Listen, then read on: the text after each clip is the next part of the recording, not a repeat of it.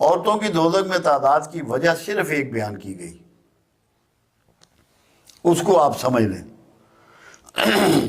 رسول اللہ صلی اللہ علیہ وسلم کا گزر ایک دن قبرستان سے ہوا، ایک تازہ قبر پر آپ رک گئے اور پوچھا گیا کہ یہ کس کی قبر ہے؟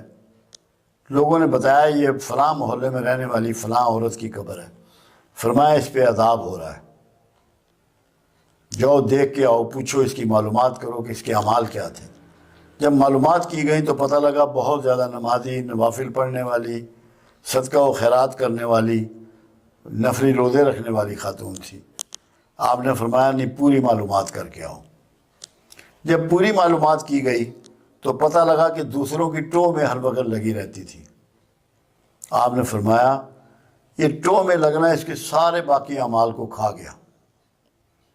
آپ نے ایک درخت کی ٹہنی توڑ کے وہاں اس کی قبر پہ سرانے کی طرف لگا دی اور فرمایا جب تک یہ ہری رہے گی اس پہ عذاب ٹلا رہے گا۔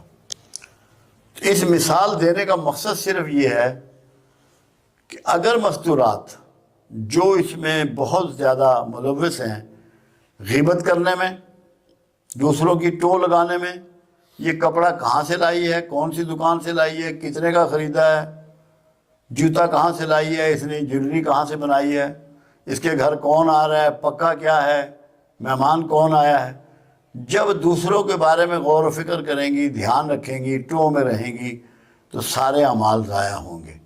اس لیے آپ کو جب دوزخ دکھائی گئی تو وہاں مستورات زیادہ دکھائی گئی۔ دوسری چیز یہ تھی کہ وہ اپنے شوہروں کی آمدن جو ہے اس کو بعض اوقات اس کی اجازت کے بغیر یوز کرتی ہیں۔ یہ بھی ایک وجہ ہے مستورات کا دوزخ میں زیادہ نظر آنے سے۔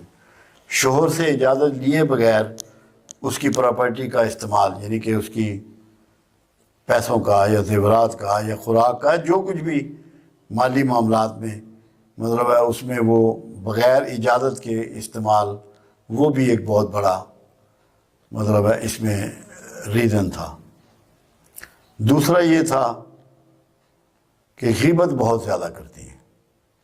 غیبت تو آج کل تو مرد بھی بہت زیادہ کر رہے ہیں۔ ان کا تو ٹاپک ہی دوسری کسی اور خاتون کا نام ہوتا ہے۔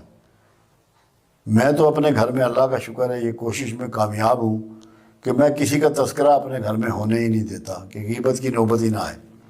کسی بھی غیر حاضر کا تذکرہ ہم یہاں بھی نہیں کرتے۔ مرکز میں بھی ہماری یہ عادت ہے کہ ہم اس دوسروں کی بات نہیں کرتے، کیونکہ ہم جو بات سامنے نہیں کر سکتے وہ پیچھے کیوں کریں۔ تو غیبت بھی بہت کرتی ہیں، جھوٹ بہت بولتی ہیں، ٹو میں رہتی ہیں۔ اللہ انہیں ہدایت دے، ان کو سمجھ دے کہ اپنی ذاتی زندگی گزاریں، دوسروں کے معاملات میں بالکل دلچسپی کا اظہار نہ کریں، تاکہ دوزخ میں جانے سے